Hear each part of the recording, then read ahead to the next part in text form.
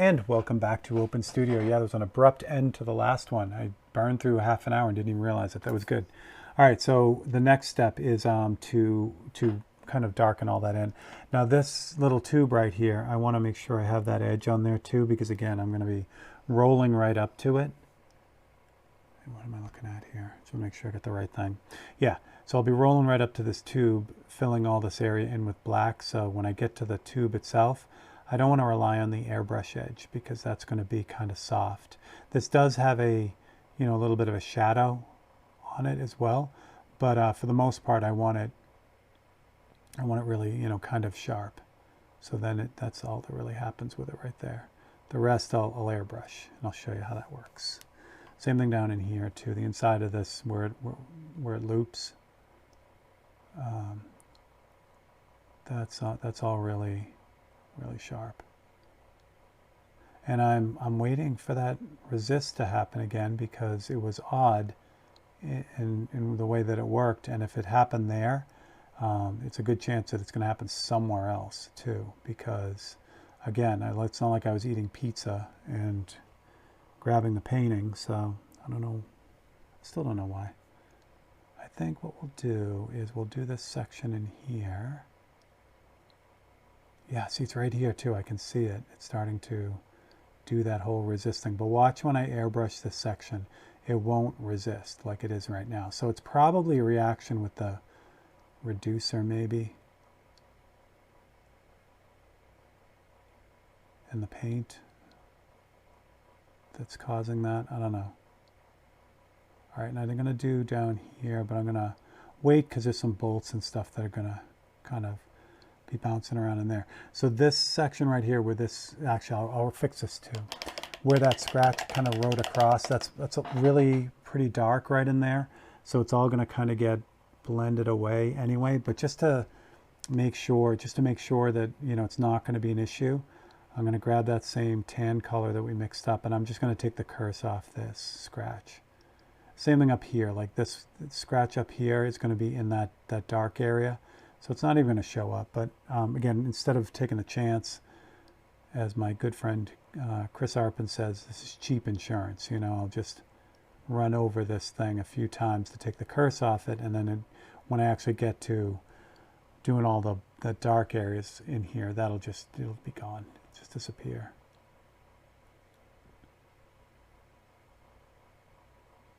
Here we go.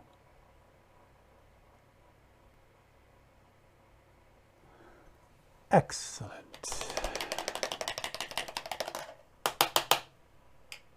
All right, so blacken the brush. So again, I have the edge set here.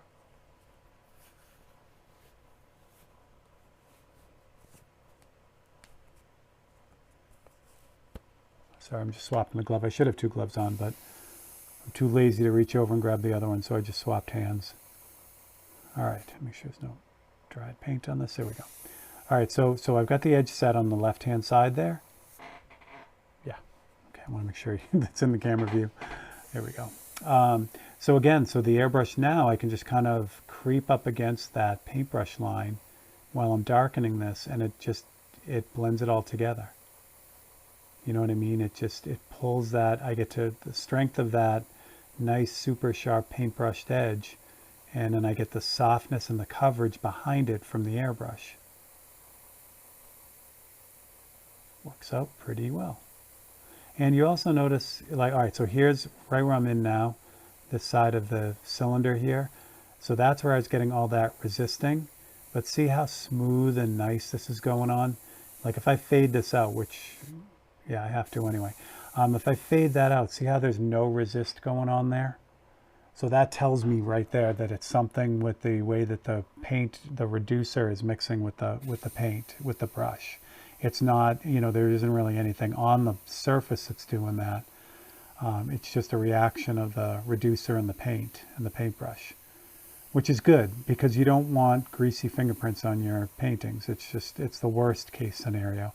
So if I were to spray this like this and then I noticed my fingerprint literally like resisting, then I'd have to stop and clean that off. And it would mean I'd have to repaint all this too. because it's important to get those contaminants off the surface, because they'll just keep resisting everything.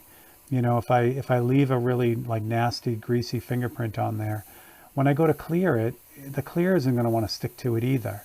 So I really have to work hard to get that stuff off when it's an issue. So first trick is to identify what it is, to see if it is a greasy fingerprint or if it's just a reaction, and this is just a reaction, but knowing which one it is will, allow me to take the next step in a way.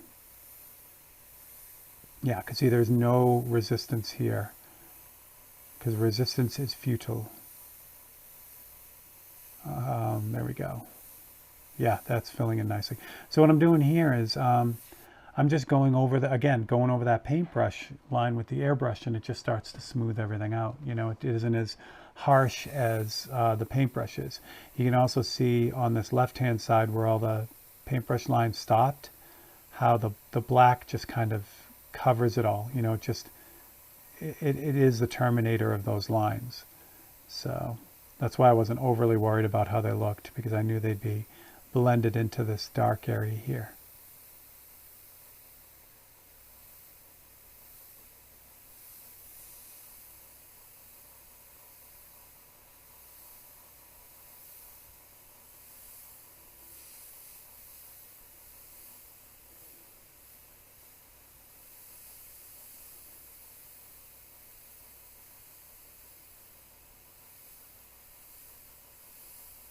And again, the goal is to have a good painting. The goal isn't to say, oh, I used the airbrush throughout the whole thing, or I didn't use the airbrush at all in the painting, or it doesn't, to me, that doesn't matter, Again, if I'm sitting in a room with a bunch of airbrush painters, people who use airbrush, then yeah, I want to talk about the technical stuff. And then, yeah, if I did this whole thing with just the airbrush and I got some crazy super tight lines that seem impossible with the airbrush, and yeah, all my airbrush peers, that gives us something to talk about. But for just the art itself, for a piece of art, most people just don't care.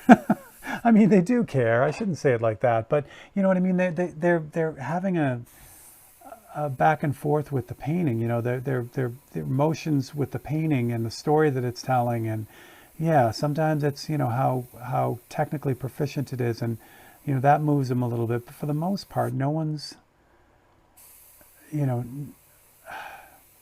no one's saying, wow, I can't believe they did that with a 00 paintbrush. It's just they want to look at the painting and see a good piece of art. So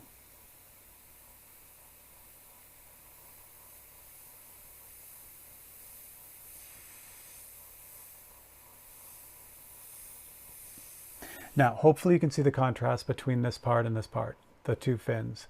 So because I introduced the sharpness of the paintbrush there, I really do need to kind of include it up in here too. Because you can see the difference. See how the top is really kind of fuzzy and the bottom, has those nice sharp edges.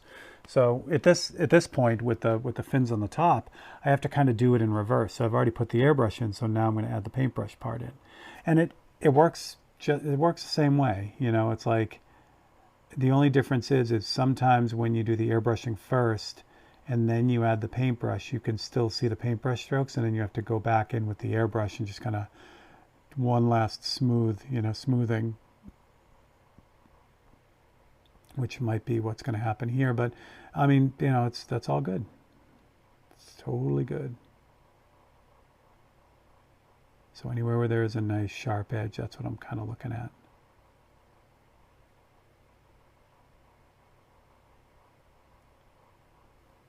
And mostly it's the leading edge of these fins. So whatever is kind of catching the light, that's where the darkest edge is on them. Yeah, that's cool. Goes down like that. This one, oh, this crosses over here. So it's this side of the fin on this one, but this side of the fin on these. And what do we got there? Oh, okay.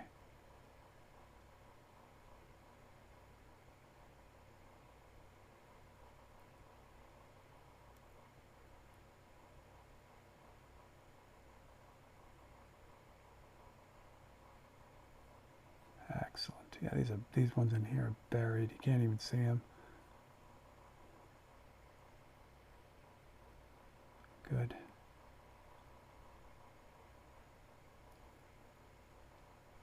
And you see what I mean about that? Those two scratches. I mean, they, once you get the curse taken off them, everything else just, kind of wipes them out. There's nothing left. All right, so this guy here has some sharp edges around it. And I'm going to paint this tube in. So, yeah, so I don't have to worry too much about it.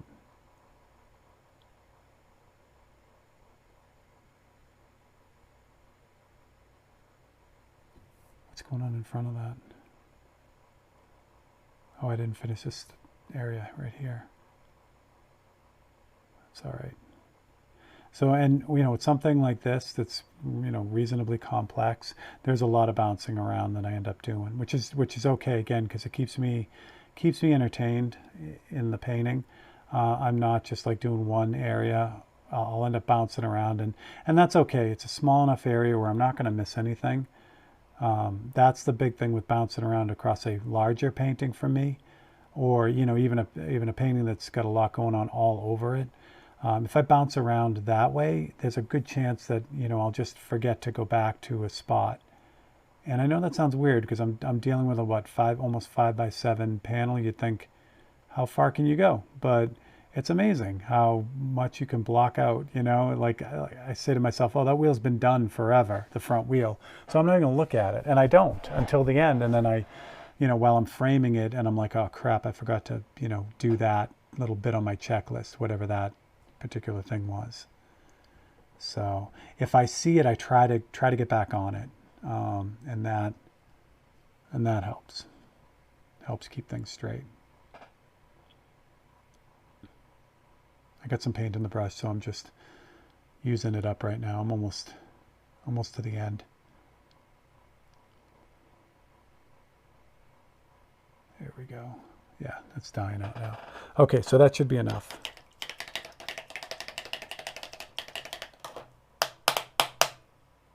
It's almost new brush day. Almost new brush day. It seems like I just opened that brush, but I get in the bad habit of, oh, I need to do that too, of not putting away the old one. Like I'll open the brand new one, but the old one will still be in the brush holder here. So then what happens is I get them mixed up. Especially once I get a lot of, a bunch of paint on the new one, then I'm like, oh wait, is this the new one or is this the old one? And then I start using it, and I'm like, it's the old one. I should just put them away. I have a whole drawer full of used Winsor & Newton brushes. I will sooner or later find a, like a surrogate watercolorist that will take them, that will want them. Because they're nice. I mean, they've started to wear, which means they split at the end like a fork's tongue. Like a fork's tongue? No, like a snake's tongue. Like a snake's forked tongue is what I'm trying to say. And that, that makes them not as desirable to do these details because you're fighting the brush all the time. It's always, splitting open. And I should probably check to see if there's a way to restore them, but usually for the amount of time I get out of them and what they cost, which is they're not cheap for a small brush, but they're also the best brush I've ever used. So where you can get cheaper small brushes, like I said, these Winsor & Newtons from me are about $20 US, and this is a 00. So again, it's not cheap for a small brush, but what it does better than any other brush I've used. So $20 is a minor investment for what that brush brings to the table for me. It really is a key part of what goes on around here for sure. Oh, that flooded out, which isn't good. But we'll fix that in a second. I'm spidering all over the place. It's like Charlotte's Web over here. That's all right though.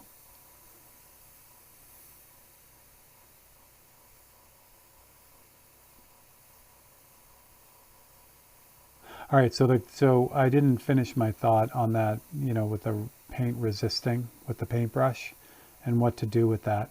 So now that I've narrowed it down to the something with the reducer and the paint, the thing to do at this point is to put out a new drop of paint on the palette, and then also replace the reducer that's on the palette too. So get rid of the reducer, put in some new reducer, and put in some new paint, and that usually solves the problem. So here's the thing with this wet palette, I love it to pieces, but it has also allowed me to keep wet paint out on the palette for a really, really long time, like days at a time. And who knows what's getting into it, the contaminants in the air or whatever. So that could be a part of what's causing that resistance and the way that it kind of pulls up like that. So the way, again, the way to solve that is to just cut your losses and put out new paint and start over. Because it doesn't always do it, so we know it's not we know it's not the paint and we know it's not the reducer. So it has to be that third option of, some other bit of contaminant getting in there. So that's how I would solve that.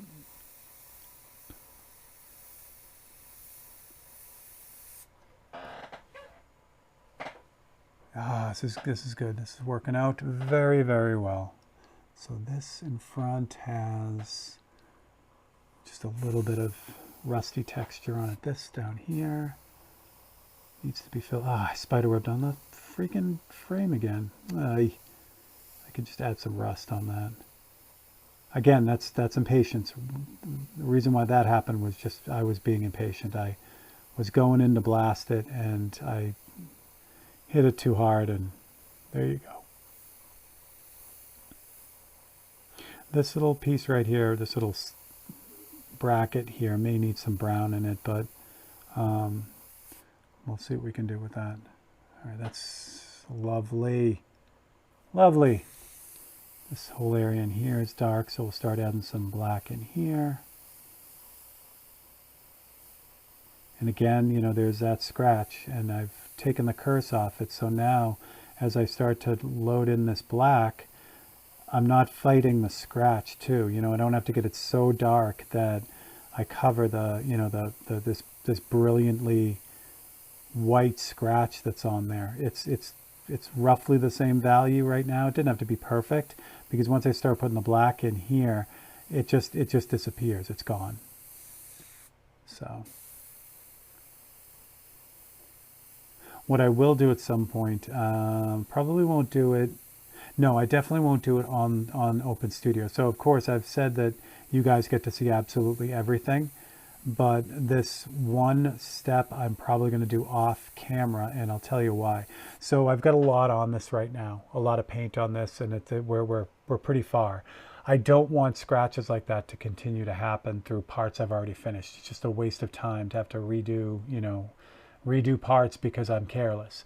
So what I can do is off camera, I'll grab some UVLS satin, the clear, which is what I'm going to use to clear it in the end. This one here, UVLS satin, which is 4051. And I'll put 2 or 3 coats on this painting right now. Not right now, but when we're done. And that UVLS satin will protect everything I've already done. The reason why I don't want to do that with you guys here is because it's about a 10 to 15 minute window or that it needs to cure between coats.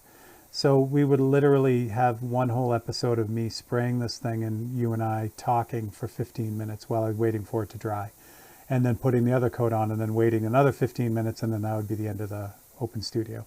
So it doesn't make too much sense to do that. It doesn't bring anything to the table, essentially. So what I will, however, show you when I get to the end of this is when I go to clear it, I'll put the first coat on with you all so that you can see how the satin goes on and how I apply it and what I use to apply it. I usually do it I have a small spray booth. I usually do the clear in that, but for you guys, I'll do it right here at the bench. So that, the videos in the spray booth, I've done a couple of them. They don't come out very well just because of the way the booth is and, and that kind of thing. So we'll just, I'll just do the bad thing and spray it right out here. Not that, I mean, the satin and the gloss and the matte UVLS, it's a non-aliphatic clear, so it's not a great thing to be spraying, you know, just out in the open.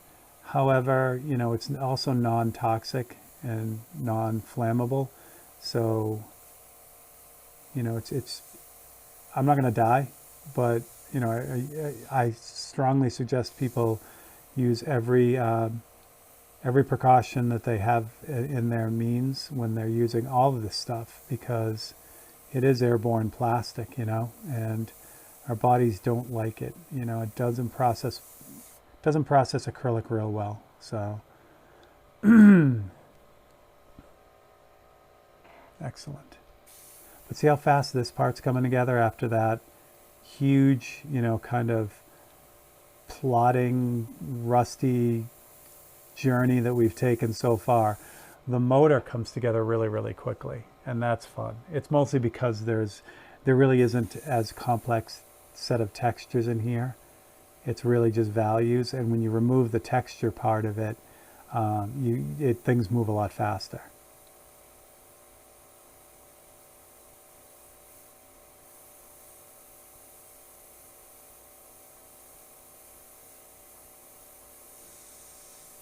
There's some blue in this too. Yeah, we're gonna have some fun with this. Okay, so I've got this nice brown underpainting, this like you know, the tan underpainting here. That's great. There's some blue in here too, so we'll get that once we get it a little bit farther on. Right before the, you know, the highlights and the darkest darks, we'll put the blue in. It's really just a hint, just to kind of tint it over to what, you know, what the actual color is.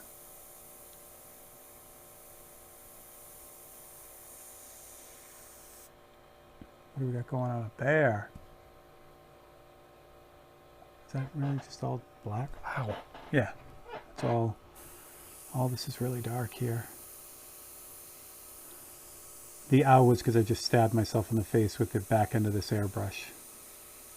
I don't know how I did that, but I did it.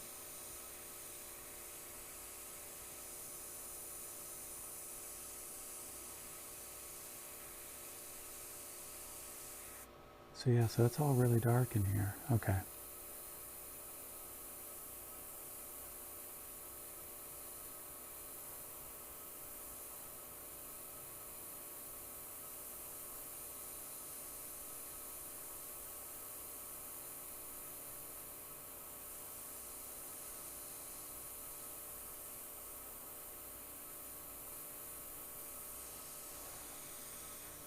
Lovely. Lovely, lovely, lovely. Yeah, it's coming out good. I am happy. I am happy. All right, what else we got here?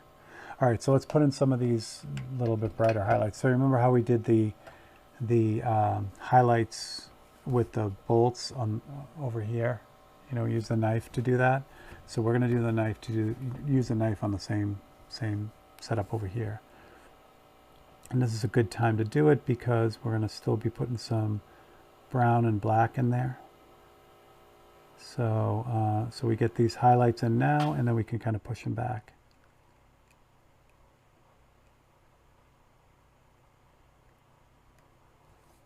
Like that. This guy right here.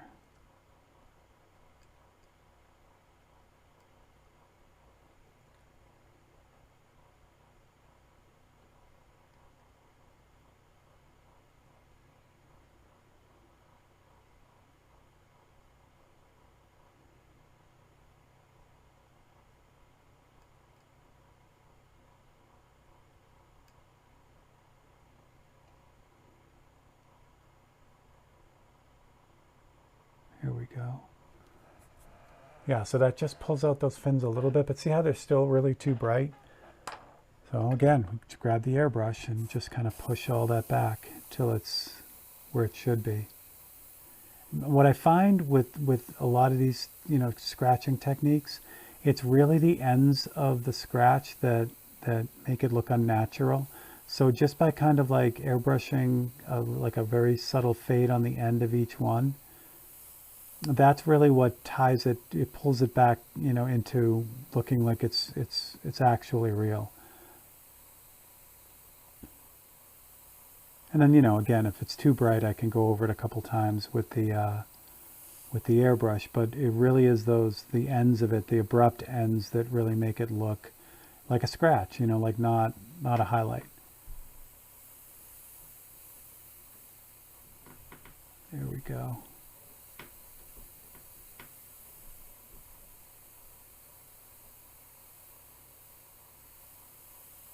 Awesome.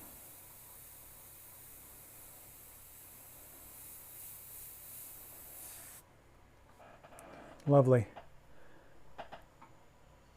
So it's funny, we went and did, you know, took what, like 6 episodes to do the tank. You know, all that texture. I'm going to move you guys back here so we can get a full view of this. And I'm going to turn palette cam off for now because we don't need that. Let's pull that out like this and focus that up. Oh, you know what we'll do? Tell you what we're going to do. Again, when you don't have the direct light on it, it shows you its true color. Where if you have like the glaring light, it's great to work with, but it isn't great for kind of getting a feel for what the actual painting is going to look like. Because it's not going to be lit like that for real. So let's get you guys lined up like this. Then I will make sure it's focused. There we go. And then I'll pull the light out a little bit. So we have 2 lights, kind of give it that gallery-ish look. There we go. And actually, I might lighten this up a little bit for you guys too, because